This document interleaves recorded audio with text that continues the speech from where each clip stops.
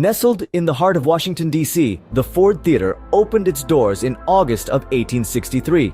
Not merely a stage for dramatic performances, it swiftly became a pivotal landmark in American history.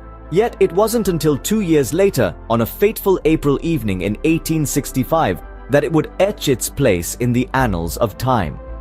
On this night, the theater hosted a tragic performance that was not part of the scheduled repertoire. The 16th President of the United States, Abraham Lincoln, was assassinated in the very presidential box he sat in to enjoy the play, Our American Cousin.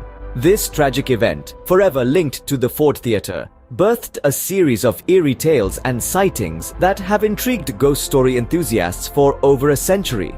From the whispers of theater staff to the accounts of visitors, many claim to have encountered the specter of Abraham Lincoln himself.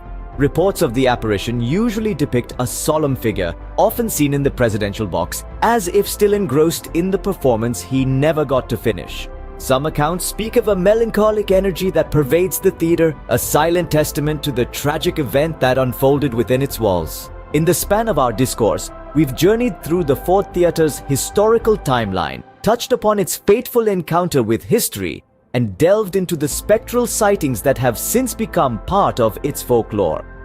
To recap, we began with the theater's establishment in 1863, moved on to the tragic assassination of President Lincoln in 1865, and finally explored the ghostly encounters reported in the years that followed. In this theater of history and hauntings, one thing remains clear. The Ford Theater is more than just a stage. It's a silent character in a narrative that continues to unfold, a narrative that blends the tangible past with the spectral present. And as we pull the curtain on this tale, we leave you with this thought. History, it seems, has a way of making its presence felt long after the final act has ended.